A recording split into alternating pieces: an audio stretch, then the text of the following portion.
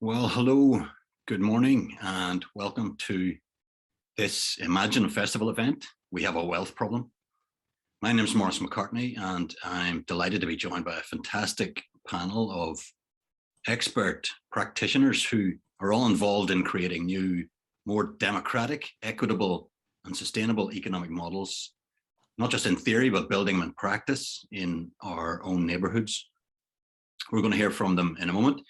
But don't forget, you can put questions in the chat and we'll try to get to those in the last 15 minutes or so. And in fact, you should be able to put your hand up if you want to jump in and raise a question, and we'll try and pinpoint you and get you to ask your question in person or in virtual reality at any rate. Let me briefly introduce our panel. We've got Councillor Matthew Brown with us. Very delighted to welcome him. He's a leader of Preston City Council and a pioneer of the Preston model of community wealth building, which has obviously been quite influential with some of the rest of the panel here, including Mary McManus, who has worked in community welfare rights for over 20 years and is one of a group of alternative economists whom you may remember from last year's festival. Bridget Meehan is another of the alternative economists and is also one of the driving forces behind a campaign to found a mutual bank here in Northern Ireland. So Mary, first let me just turn to you. We have a wealth problem. You came up with the title. Do you want to tell us a little bit about your thinking behind that? Yeah, thanks very much, Maurice, and good morning, everyone, and thank you so much for joining us. Yeah, I worked, as you said, Maurice, in welfare rights for over 20 years, and you know, really since the banking crash and the austerity policy and welfare reform, just really witnessed poverty really increase in Belfast, and you know, having to send people to food banks, you know, after that date, and just feeling really despondent about the situation. And I always, at that time, I felt it was really, I had to, you know, tell people about what was happening, because an advice centre is such a window into a community. So I was going about telling people how bad things were, and I felt despondent, and I really left people feeling very despondent after those conversations. And then in 2017, I heard Paddy Hilliard, who is a professor emeritus from Queen's, and he said, he was the first person I heard say that Northern Ireland wasn't a poor place. It wasn't a poor region, do you know? It's the first time I heard someone say that. And then in 2018, I read about Preston and the work that Matthew and others were doing there. And until then, I'd heard that we had a large public sector that we needed to reduce. But when I read about Preston, I read about how they were pursuing a local economic strategy that involved using the public, their public sector spending, using the spend of public sector anchor organisations such as the council to ensure fair wages and support for local businesses. And this was really a light bulb moment for me, because it was the first time I heard of a solution-focused policy to target inequality that was not only common sense, but was also totally doable, as it did not require any new money, just making better use of the money that there was already in a place. And that local economic strategy was community wealth building, which aims to have the wealth circulating rather than allowing it to leak away. So what is that wealth? Well, in Belfast, for example, between them, six anchor organisations, Belfast City Council, the University of Ulster, Queen's University Belfast, the Belfast Health Trust, and the Harbour and the International Airport in 2021 had a total spend of 2.5 billion, with over 1 billion of this being spent on goods and services. Then we have the local government pension scheme for Northern Ireland. This pot of money has a total value of over £7.8 billion. And it's the responsibility of NILGOS to invest it prudently, taking into account the impact corporations have on the environment, workers and communities. And currently, most of this money is invested outside of, the vast majority of this is invested outside of the region. And then we have our savings and investments, another example of the wealth. In 2019 alone, Ulster Bank had deposits from savers here of 7 billion, but only loaned 3.6 billion, while the remaining 3.4 billion was invested outside of the region. And to put this in perspective, That is 3.4 billion is double the 2021 budget for the Department for Communities and the Department for Economy combined. Then we have the credit unions.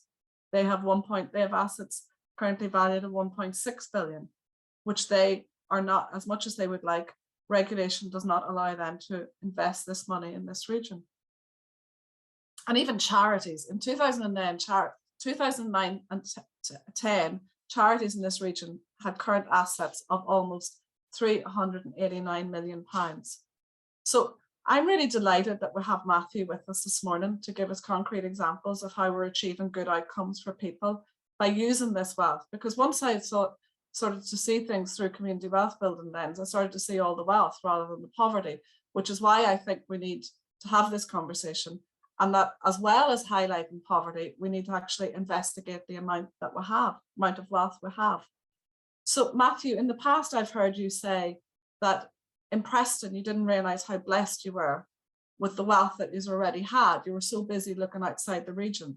So I hope we can begin to appreciate the wealth that we have and to begin to find practical ways to use it to tackle poverty and the climate crisis. So I'm delighted Bridget's here as well today to talk about the Northern Mutual Bank campaign, which is a really concrete way that we can begin to use that wealth for the benefit of this region. So thank you. Very, very good. I was interested when you raised the bank, because we will be coming to Bridget in a while to hear about that. But let's turn straight to Matthew then to hear about the evolution of the Preston model and what stage we're at the minute. Matthew, over to you.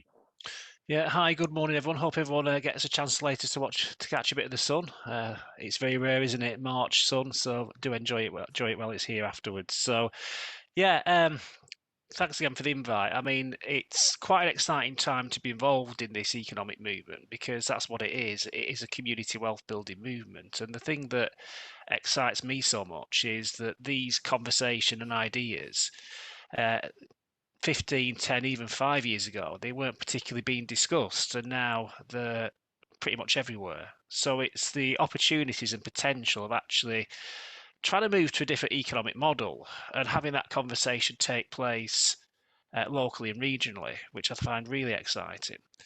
And I just think, why has this come a lot more into the mainstream? And I just think about what all communities, mainly around the world, to be honest, but often within Europe and America in particular, been through in the last, like 30 or 40 years. So obviously we've had the imposition of a form of economics. Obviously in our country, in the UK, that was Thatcherism, which began in 1979, and that totally rewired the economy and who the economy benefited, and made sure it was there's policies of deregulation, privatisation, neoliberalism, attacks on workers' rights. And again, that was something we're not experienced since World War II. So we've had that, and that has been very devastating in terms of deindustrialisation and poverty in our communities. Following that, 35 years later, 2007-8, we had the financial crisis, which again is a worldwide problem, and that was obviously linked to the economic model we'd had imposed in many countries since 1979. Then obviously in the UK as well, we've then had Brexit, and from that bailout in 2007-8, we had austerity, and now we've got the worst public health crisis since World War II. So you put that together, and I always say people have had a really hard time, and the pandemic really did show the structural inequalities that have come from that form of economics, in the sense that if you're less well off, you're less likely to be able to get through it, if we're frankly honest. And obviously there's a disproportionate effect on disabled people, minority communities and others within it. So this is why I think that these ideas are really taking hold now, because people want to live in a society, even locally organised, where we can actually ask a question about, do we have to do it that way? Can we have something different and something better? So again, we go back to Preston, and obviously I'm now leader of Preston City Council, and it's very exciting being in that position. But previous to that, I was in the executive, and our party, my party, the Labour Party, we took control of the city council in 2011 with a majority, and we faced a number of things. Firstly, we faced austerity. So the amount we had to spend was cut by over a third. And what did happen is that the councils which needed more money in the working class communities were the one that hit the hardest. Those in the southeast, which didn't have as many challenges, they tended to not have as many cuts with people who are generally more prosperous. So we were facing that. We were also trying to get our head around the economic crisis because that was only 3 years old, and house building stopped in Preston as it did in many other areas, and economic activity, there was unemployment and other things.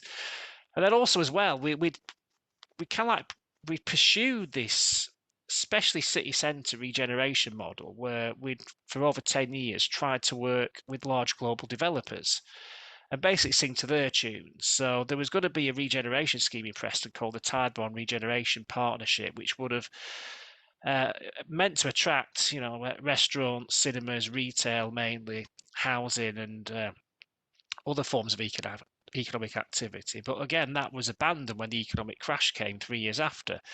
But the model that was being pursued was very extractive because, to get these developers to work with us, we'd have had to basically semi-privatise a lot of our assets, put it into a vehicle, and then obviously they'd bring their own development companies in to do a lot of the construction and development work. So a lot of the local companies were saying to us, we will be excluded from this process. So you've won power locally. You're very excited because you've got a set of ideas you want to implement, but then you find you're basically in a straitjacket because you've had an economic crash, government's giving you less money and even less powers, and then also the pro-corporate developer approach that you've tried to pursue for over 10 years has ended.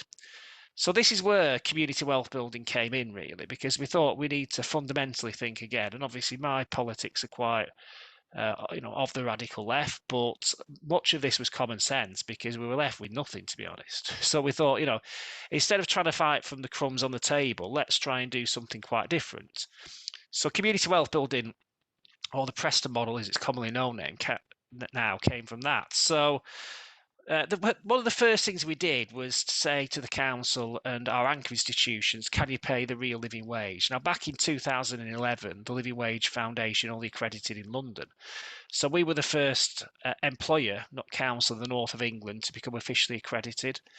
And then we worked with our anchor institutions. Now, within Preston, we got a lot. We've got 2 councils headquartered here. We've got a university and a hospital, as you have in Belfast.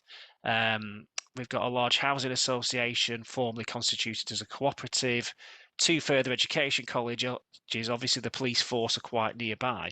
So we've got the vast majority of them and also some VCFS and private employees to become accredited with the Living Wage Foundation and with the council at the time. We re-established a credit union because obviously back then, about 10 years ago, there was a real issue with payday lenders. So we needed to do something relatively quickly to do that. So Clever Money was established, and that involved expanding from a nearby town in Blackpool to Preston. And obviously we put money in to do that. But the biggest thing we did do was working with our anchor institutions from 2013 with the Centre for Local Economic Strategies. So that was a real push, and we're still doing it now. But for the first 4 or 5 years, that was a real push to ensure that we spent a lot more with Preston-based businesses, especially small businesses. So there was 75 million in 2017, 4 years after we started the project, that was spent with locally based companies. And that was food, printing, consultancy, legal services, but crucially construction. So much work we had to do to actually start regenerating our city centre because the previous big developer-led approach had failed. So, as far as we legally could, we used locally based construction companies. So that saw them regenerate our markets, which is something that we planned with the previous scheme. There was a 20+ million pound project regenerating our bus station because that needed to be refurbished. They started doing work for our local university. I think there was a faith centre and a student centre that was built as part of the master plan. And again, if a local pound goes to a small business or a medium-sized construction company, what you find is they tend to have a family of subcontractors, which often the sole traders within communities, actually create more jobs. So, for every pound that's spent with a small business, I think 60p remains in the local economy. If it's a large company or a multinational, it's about 41p. So by doing it that way, you actually create more jobs, believe it or not. So the conventional wisdom that we're all taught around local economic development is actually, in many ways, incorrect. Doing it locally and small often actually does actually make you a lot wealthier and make sure that you can tackle deprivation and create more jobs. We started insourcing services recently as well, because we hadn't outsourced an awful lot, but management of cafes and venues we brought back into the local council. Our anchor institutions started insourcing, so the Housing Association Community Gateway brought grounds maintenance back. The police brought back custody suites from G4S, so that was tens of millions of pounds of insourcing. Our public sector pension fund is invested within Preston. There's, I think, 100 million that's earmarked for Preston and South Ribble. The highlight so far is an £80 million student flats development, and there was 200 plus jobs involved in that project, construction and development phase. Obviously, students are coming in, spending money in Preston and contributing to the community. Local people had jobs and the businesses paid business rates. And then we say to all developers through the planning process over a certain size, can you provide 30% on housing developments? And crucially, in some instances, can you use local supplies and local labour through the planning system? So that has been the bedrock of community wealth building, which has really made a big difference so far. But it was always trying to democratise capital at source. So a lot of this is extremely common sense stuff, pay a living wage, provide affordable houses, buy locally, hire locally. But now we're doing stuff that really is what we feel is quite transformative. So we're regenerating our city centre primarily in local public ownership. So we're bringing back into use buildings which have been out of use, some of them for nearly 25, 30 years. And we're building a cinema, £41 million cinema, that again, the asset will be retained by the local council, and we'll then decide who release the units to. But again, that'll be in local public ownership, so we have a say over local supply chains, the environmental standards that we use, union access on the contracts. Can we get democratic companies into the supply chain? But crucially, if there's any profits from the development, it'll come back to the municipality. So we're looking to do that. In the longer term, we're looking at a co-op housing project in our city centre. Through all our procurement now, we're looking at social value very strongly, which includes things like trade union recognition and zero carbon supply chains. But we're also looking to establish worker-owned businesses. So we have 6 registered already within Preston, and this is trying to create a culture where we have democracy in the commercial economy. And again, if you go even to places like John Lewis or Waitrose, I'm not sure you've got Waitrose in the north of Ireland, but they're employee-owned businesses which are actually owned by the people who work for them. So we're setting up a number of those businesses within Preston. We've got 6 registered already, but we want to go a lot further. We're looking at construction, working with former prisoners, retrofitting of homes. We're looking to establish new council housing. We've just worked with our traveller community to put them into a housing cooperative, because they were at, the community were potentially at a stage where they might be evicted. And we're establishing our first community land trust in Preston. So you put all that together and it's quite powerful. So that is where you have this resilient democratic economy, where what is happening is, the community, the local council with its institutions, small businesses and others really, and people mainly, are actually beginning to take control of their own economic destinies as part of community wealth building.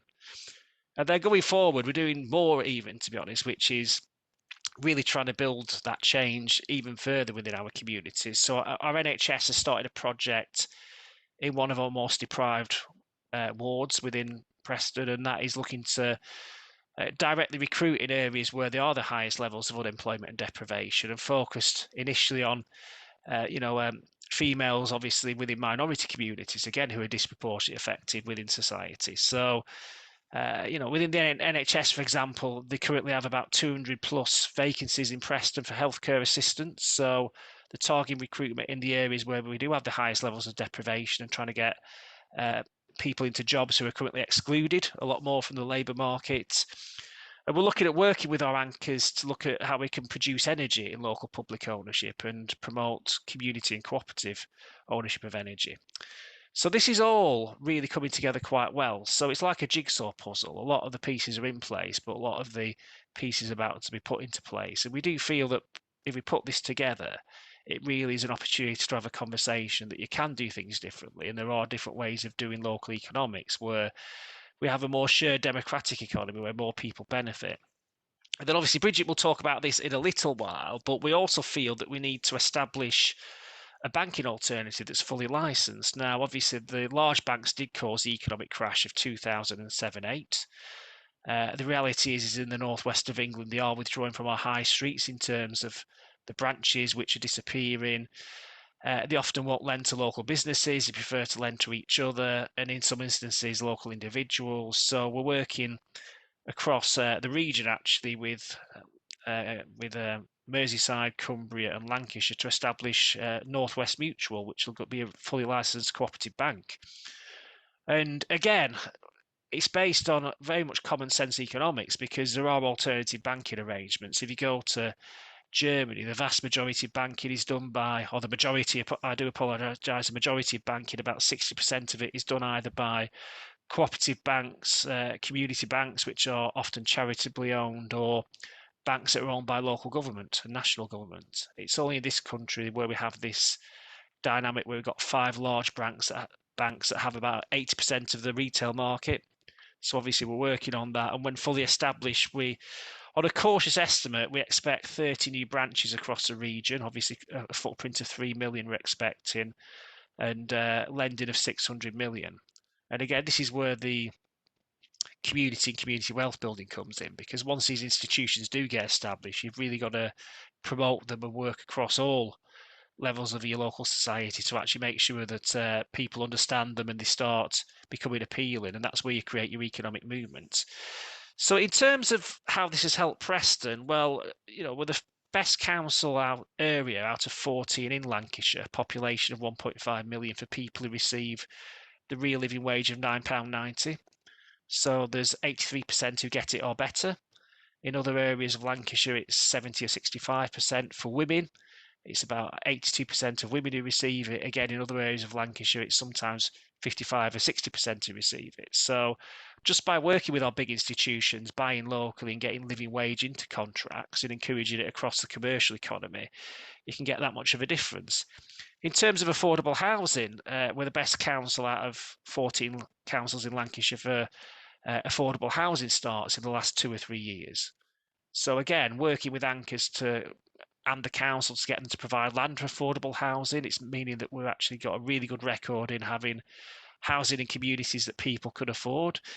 In terms of the employment rate, just before the pandemic came, and we were in it deeper than longer, so it's really set us back quite a lot, but we had the highest employment rate, I think, for 15 years within Preston. And then child poverty, which in comparable areas, has worsened over a 5-year period. I think ours is getting better. It did slow its increase, it then stabilised, then for the last 2 years it's fallen in our local authority area. So we can't say this is all down to these policies, but we do feel that it will be having some kind of influence. And I do feel that if we hadn't taken all this action, then I think, things would be substantially worse. But the exciting thing for me is that the community wealth building movement is actually taking place in many places. So you've got Salford with Paul Dennett, you've got Mark Drakeford in Wales, you've got the North of Tyne with Jamie Driscoll, you've got North Ayrshire, you've got Newham, you've got Islington in London. They're all adopting really strong community wealth building policies. So obviously in Wales, Mark Drakeford's looking at a community bank himself. He's looking at a Marcora law, so workers can be encouraged to actually purchase companies and run them democratically as worker-owned firms. In Islington, they've insourced, I think, £700 million worth of services, meaning 1,400 people have received the London living wage. In Salford, they're becoming a real living wage city. In North Ayrshire in Scotland, they've got the largest council house building programme in Scotland, and they're actually establishing municipally owned wind farms to generate energy for the community. And then obviously the Scottish Government have been backing it for some time. They've had some community wealth building pilots, and just in the north of Ireland, obviously the Deputy First Minister Deirdre Hargey. She's announced an advisory panel on community wealth building. And crucially in Belfast, but it could have been the Belfast model rather than the Preston model, because I know some work was done in 2012-13 to say, well, you can have this approach in Belfast. And then obviously through Mary, Bridget and yourself, Maurice, that a lot of that is beginning to scale up now. But again, you know, there's an inclusive economy dynamic, I know, at Belfast City Council, and I know they're looking at cooperatives as well there. So again, it's taking root in Belfast as well. But even more exciting than that is that these ideas did come from America, the American Rust Belt. So you go to American cities like New York, Chicago, Philadelphia, Los Angeles and San Francisco, and you're seeing community wealth building being adopted there. So, for example, both Los Angeles and San Francisco, and I think now Philadelphia, are legislating to have publicly owned banks because they're saying Wall Street and its behaviour is not doing much to lift the prosperity of our citizens. So we want to have a publicly owned bank which can lend to local people, local businesses, and lead a Green New Deal within those cities. And even the Biden administration, they're looking at federal procurement, how it can support minority communities, so doubling the amount of federal contracts that go to businesses that are owned by those in minorities, in ethnic minorities, and they're even supporting employee ownership as well as part of the Main Street Act within America. So I think what I'm trying to get across here is obviously Preston is, you know, quite an important cog on this journey, but these trends around, we've had enough of an economic model and a society which just really looks after the top 1%, and we're going to try and do something about it here and now, and how that has spread. I think it's something that's really important. I think it's something we all need to, you know, get on this journey over the next few years and possibly decades, in my instance it might be, and actually try and bring that change to scale, really, because it's a big opportunity. Because, you know, the conversations and the way people are thinking, it has expanded to, you know, there isn't just the same way of doing things, there's different ways. And for me, that is continually exciting. But for me, it's bringing it to scale, because all of this is a challenge. You'll find obstacles because it threatens people who are doing pretty well already. But there is a movement which is we're all part of now, and I think we've all got a responsibility to actually get on with it and find a new way of doing things that's going to lead to environmental justice, that's going to tackle inequalities and put the wealth that we all produce in the hands of all of us a lot more, to make sure that we actually do have more control and future our own destinies. So Maurice and Mary and Bridget, thank you so much for the invite, and I look forward to hearing everyone else. That has gone on for some time, so I apologise for that, but I'll take questions later on. Thank you. Quite all right. Plenty of interesting material to think about. I should just point out you slightly, inadvertently, slightly promoted both myself and Deirdre Hargey. I like to think I can help Mary and Bridget and Tiziana O'Hara and those people, but they're the ones doing the real work. But thank you for accounting me as part of that company. And also Deirdre Hargey is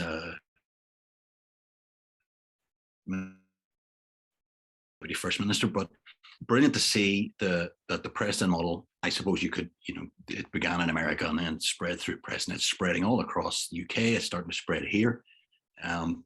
There's just almost like a sort of a community of communities, and people are exchanging information. So there's a sort of it's like self-help, but it's also help your neighbor as well. There's that sort of ethos.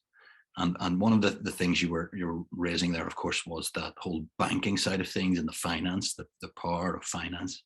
So maybe let's just hear from Bridget about the campaign for the Northern Mutual Bank here. What's that all about, Bridget? Tell us about that. Okay, thanks, Maurice. That campaign sits very much within the community wealth building model, because that model has about 5 different strands or pillars, and one of them is about making financial power work. So all the kind of local wealth that Mary talked about and the things that Matthew talked about, how you've got wealth locally, how do you retain that wealth and maximize on it and use it for the benefit of your own region.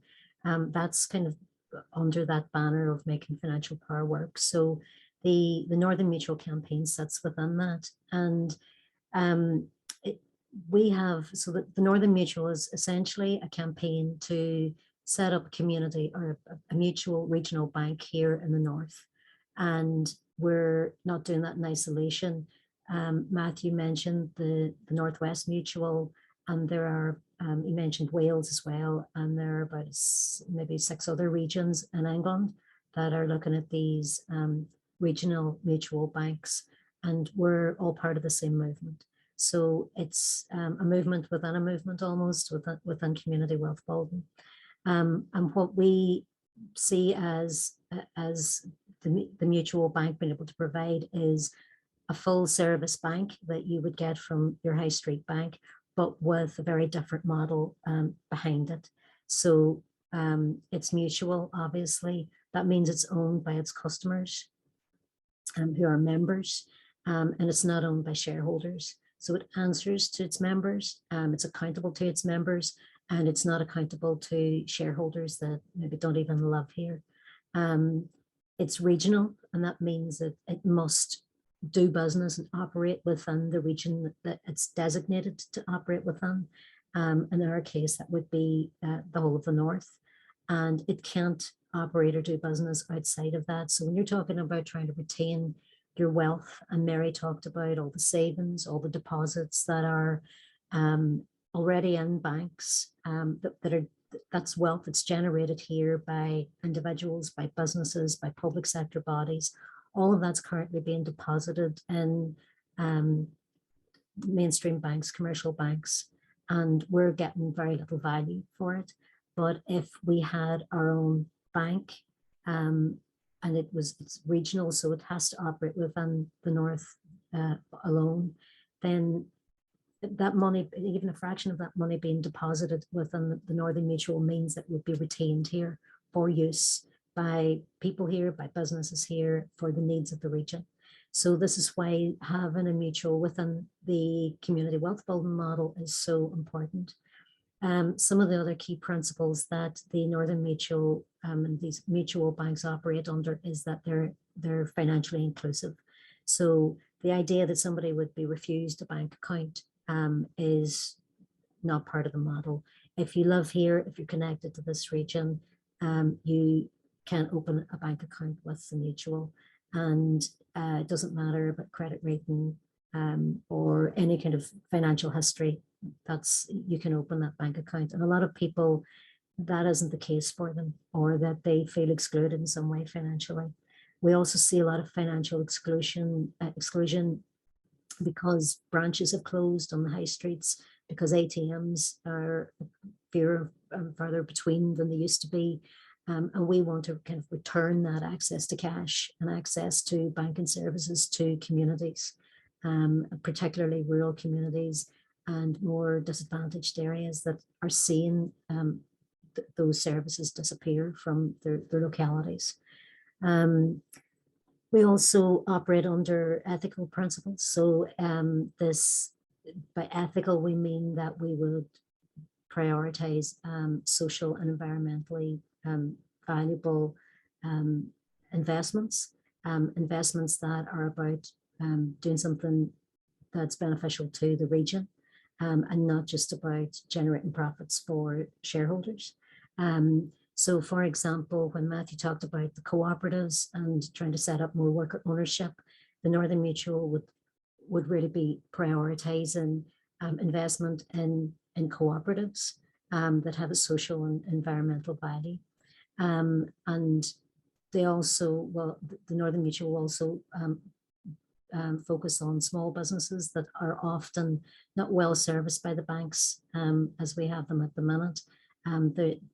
The banks as they are now are not really fit for purpose for what small businesses need, but the Northern Mutual will definitely emphasize being fit for purpose for small businesses. Another ethical element of the mutual bank is that it's purpose driven rather than profit driven.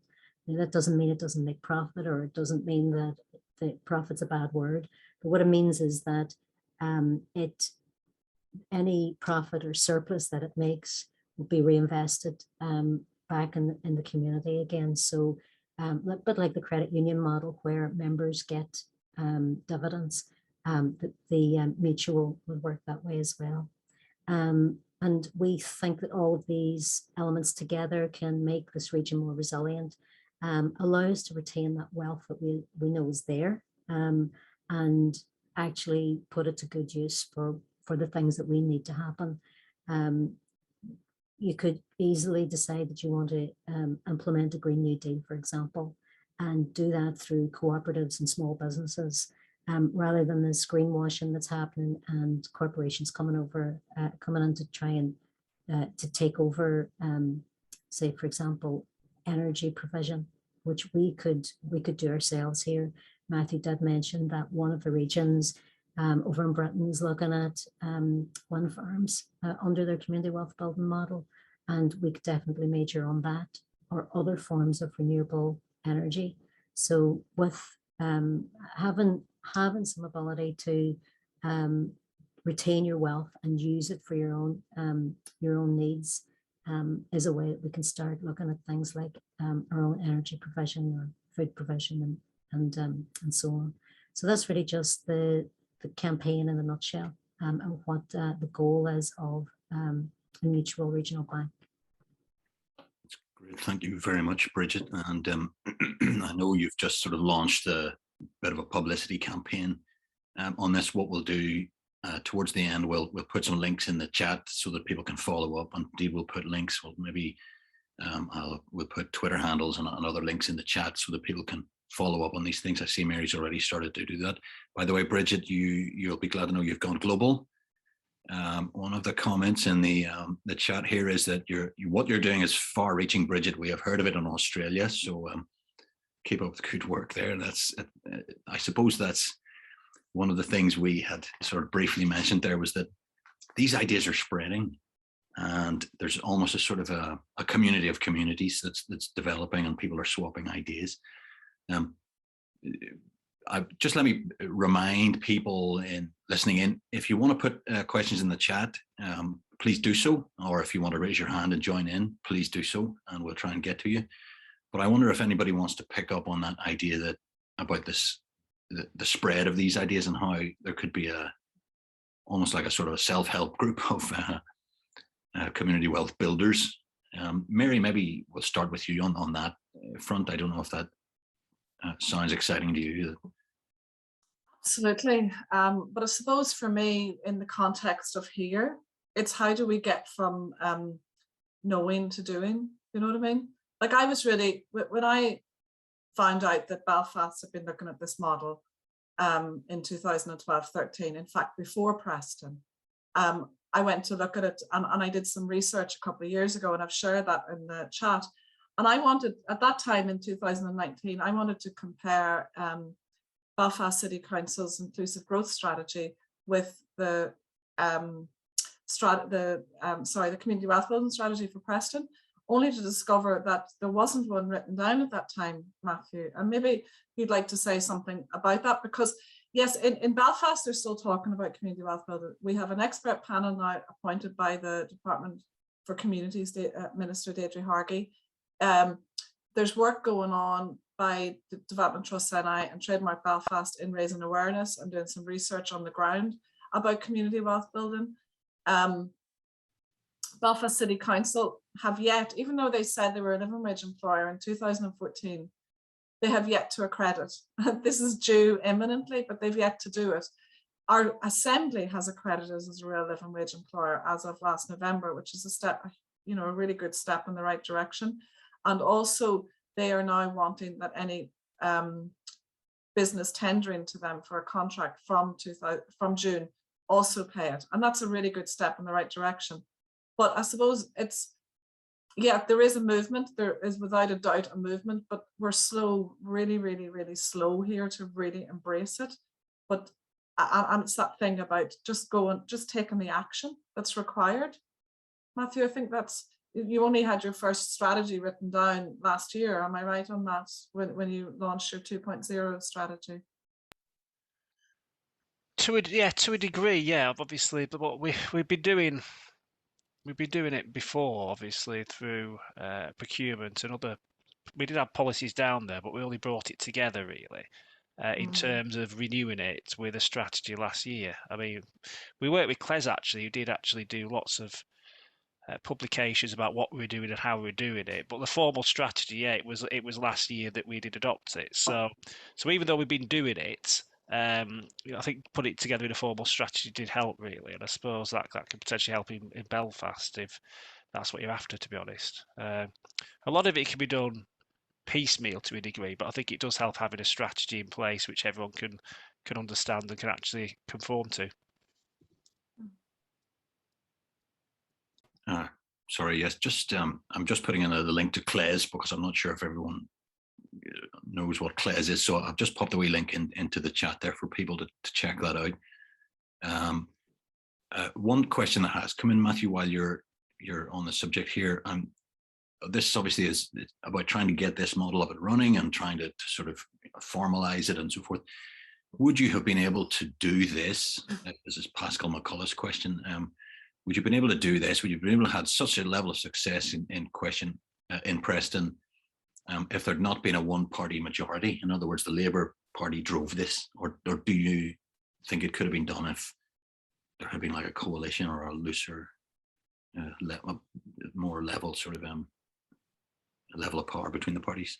I think it needs people who are committed to it. That can be done potentially with a majority, or if there's coalition, if people are committed to it, I think that makes it work. I mean, in Lancaster, which isn't too far from where we are, in Preston, I think within the cabinet of the council there, you've got Labour, Green Party, Lib Dems, and one or two others, and they're equally as committed to it as we are. So I think what you need is people who believe in it, and that can be outside politics as well, because obviously, I didn't know Bridget until 2 or 3 years back, and obviously I wasn't aware she was that passionate about community banking. And obviously I met Mary and seen the work she's trying to do with the anchor institutions and beyond. I think it doesn't always need a politician. I think that is pretty central in many ways, but it can be done outside politics. And then what happens is people doing it outside politics then hopefully influence a politician. So it can be done that way as well. I think basically it's people who believe in it and who aren't going to give up that you need, to be honest. And obviously I think they've got a number of us here today who are of that mindset. I wonder, yes, Big Al Connolly here has just put in a comment, you must get a local champion who's well connected with the local community to tell the story of community wealth building. I suppose some of us are trying to do it. We're only wee, Big Al, but we're doing our best to kind of spread the word. I wonder, Bridget, maybe do you want to jump in on that one? I mean, is this something that's going to spread through the grassroots, or do we need someone with a big name to come in and make a big noise about it? What do you think? Well, I can only give my opinion of that. I think something like a bank that, it's a project for the entire region. And I'm not sure that just having one person only promoting that is going to do it. I think it does need to come from the grassroots, because you're going to want your membership to come from all members of the public. And we've been looking at sort of financial modeling and seeing how many members we would need, how many businesses we would need in order to be viable, financially viable. And the only way you're going to convince people to actually change their bank and move into a new bank that's a new model, and maybe that's kind of a bit scary for people. The only way you're going to do that is if they really buy into it themselves, and that's going to be being convinced from the grassroots, not by, I think, one person who is seen as the big I am within it. Not that we don't need champions as well, of course we do, but we need them in communities where they're known. We need them all over the north, rather than just one figurehead.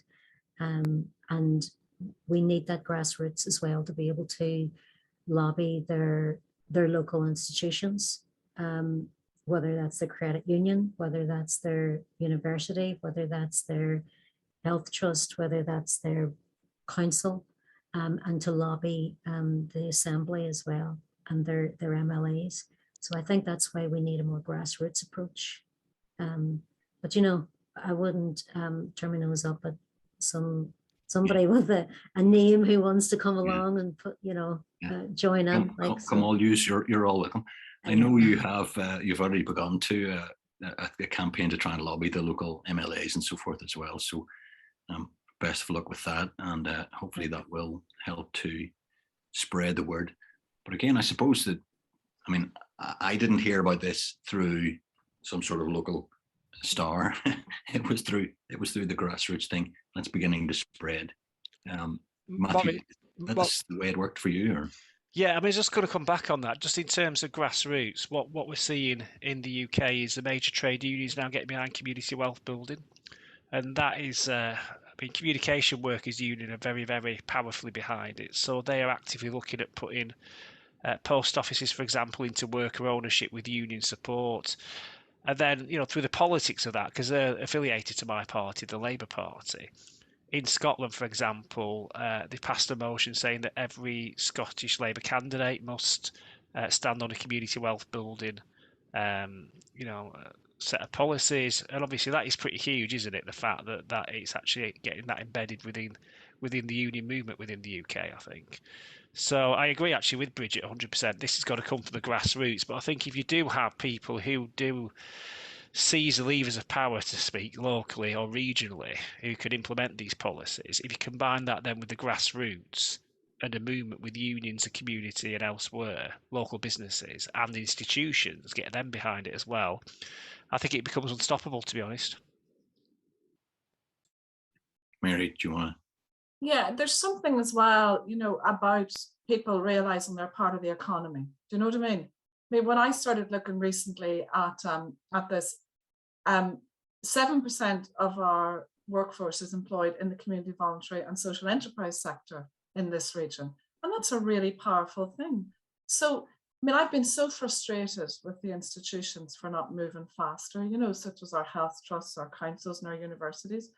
But we have to do what we can with what we have. And just even signing up as real living wage employers and joining the movement against low pay is so important, because low pay is a huge issue in this region, with over 21% of people not receiving the real living wage. So, and even, for the community and voluntary and social enterprise sector to begin, making sure that they're purchasing, I'm sure most of them are, but that they're supporting local businesses with their procurement, and to try and have that ripple effect, from the grassroots up, so that it's an influencing thing for the institutions to do this. But, to seize that economic power and not think that the economy is something outside of us, I think is really important. I think that's not the first time that the word power has been used today. I suppose when we, people come to this thinking about the economy, thinking about wealth, but wealth is a kind of power. And I suppose, Mary, you were saying about in Preston, they had this idea that they were blessed with wealth, but we are all blessed with power as well. There is a certain amount of power. Well, actually, when I looked at Belfast City Council around where they were at when they had their Impact of Belfast Anchor Institutions report done back in 2013, they were actually, in terms of money, Belfast was twice as blessed as Preston at that point. But it's such a different mindset, not to be bought into actually, and Matthew, I've heard you saying, no one's coming to save us, and it's such a different mindset to begin appreciating what you have and what you can do with it. And for us, it's immense. I mean, our public sector is huge. We have so much wealth here. So, I mean, it's a very different mindset to realize we do have the power. I wonder if people's minds have been beginning to change, and that maybe this is the time for this idea to start to spread, because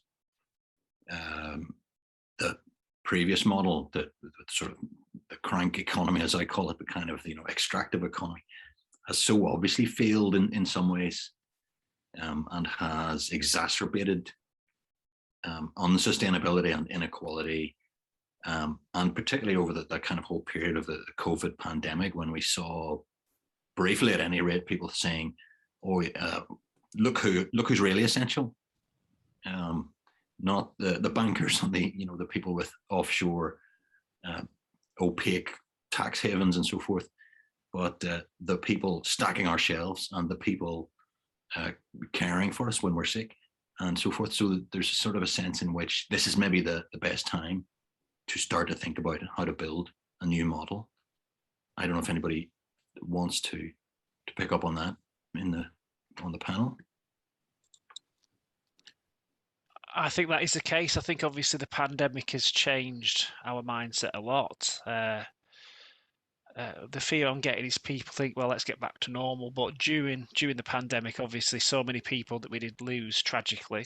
There's obviously grief and loss that we come from that, but we had to cooperate. And I think we realised what was important, which was each other, really. So obviously our economy and society should be based around that. We've only got one life on this planet. We need to enjoy it while we're here and care for everyone else while we're here. That's the reality of what we all face, if we're honest about it. And I think our economy needs to kind of like mirror that. And I think the pandemic really did bring out the best in human nature around the response around food, faith, and other things that we saw in Preston, in volunteering. And I think that cooperation can be brought into into community wealth building potentially and getting support for it. But what I am seeing is people thinking, well, we're getting back to normal, but I don't think you can be normal as a society after going through a pandemic of that scale and magnitude and the effect on the economy as well and local community too. So yeah, I think we've got to seize that moment. Just remember, we have been through huge traumas, whether it's austerity, financial crash, Brexit, or the pandemic collectively. I mean, austerity, there was evidence that did lead to quite a number of deaths as well in terms of the reduction of services and incomes from the most vulnerable. So I'm quite keen people in communities are really encouraged to take control of their own destinies and be educated about alternatives about how to do that really. I just think we've had a neoliberal economic model for so long that people are that used to having nothing. And, the actual option of actually having some control and some ownership of the economy, I think is something people aren't used to. We've got to find a way of actually saying, well, you can do this. There are alternatives. You'll be better off, happier. More people will benefit through these different kind of like alternatives we're putting forward. The last general election, there was a debate around whether we could put large companies, 10% of them, into employee ownership. And James Meadway, who was the advisor to the Labour Party back then, was saying that I said 2% every year just because people that used for decades have been told you're not entitled to have anything, and you've got to gradually build that mindset again, really. So yeah, these things can be done, but I think we need to start doing it. We're in power anyway, and through our institutions and elsewhere, but then educate people about these alternatives and build popular support for them. And I think unions and others have a fantastic role to do in that. And I was going to add as well that, people are really well versed in what the problems are. They are living them every day. They're experiencing them.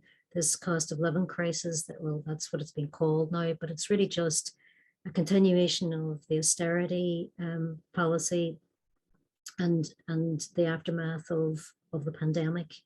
And it was inevitable that things were going to move in this direction. And nobody needs to be told what the problems are, and nobody needs to hear about any more panels being formed to talk about we've got poverty and more strategies written, and what good is any of that doing? So what's different about this and why it interests me to be involved in it is that it's a very practical can-do thing that you can say at a very grassroots level, even without sort of permission from above, that you can start trying to make change and start implementing some alternatives and democratizing some of the areas of life that are currently very closed to the majority of us, and believing that there is an alternative, because Matthew's right. We're so programmed by capitalism and neoliberalism that we don't actually believe that we can do anything better than what it is, and we just have to put up with it the way it is. If you look at how the gig economy has grown and how awful that is for the average worker who's involved in that economy, You can't even depend on a regular wage, even if it's a low wage. You can't even depend on that because you don't know how many hours in a week you're going to work. And you have to have government subsidies to actually make up a wage so that you can get by and pay the basics. This isn't good enough. And we should say it's not good enough. And there's so much that isn't good enough. So community wealth building is a way for us to kind of say, yeah, it isn't good enough, and here's something we're going to do about it. There's just about 5 minutes left here, folks, but I can see that suddenly the chat is starting to pile in here.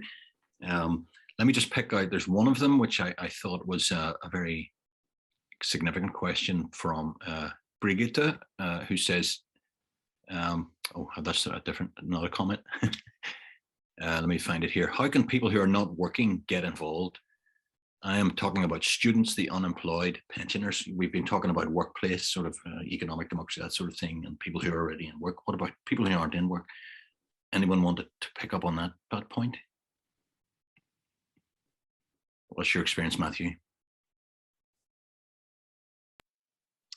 Yeah, and it's a very good question. Obviously, pensioners, public sector pensioners, they'll be part of a public pension fund. If they're thinking about their kids, they'll be asking questions, or even potentially a private sector pension fund. Why are you not investing a lot more of it regionally in things that are going to do a social good for my family? Like providing affordable housing and not investing in fossil fuels, where you could invest in renewable energy alternatives. So you can do that if you're a pensioner. Students, obviously they will be going into the world of work, and in Preston we do have lots of support for these policies from the young. A lot of them are quite enthusiastic about it. They obviously, if they're leaving university, we're encouraging them to establish worker cooperatives. Obviously, a lot of the movement-based aspects of community wealth building, they can get behind, banking, whatever that's going to be, or changing institutional behaviour. If they're at a university, they can lobby the university to do certain things, pay a real living wage, in-source services, stand to be on the board of the university because there's, student representation there. So I think that's one way of doing it. Then obviously we do work very closely with the whole VCFS sector in Preston. So whether it's minority communities, women's groups, disabled groups, again, they need some of these policies that we do have, because obviously real living wage jobs, affordable housing, we are looking, and we've tried this, not managed to pull it off yet, but things like food purchasing co-ops to bring down, shopping bills by collective purchasing, that benefits everyone, really. Bridget spoke really eloquently about the fact that we just had such an economic and political climate for so long that people feel choices aren't available to them. And, I've always been inspired by how they brought this to scale in certain parts of Europe, like Mondragon or Emilia-Romagna or Quebec social economy. A lot of in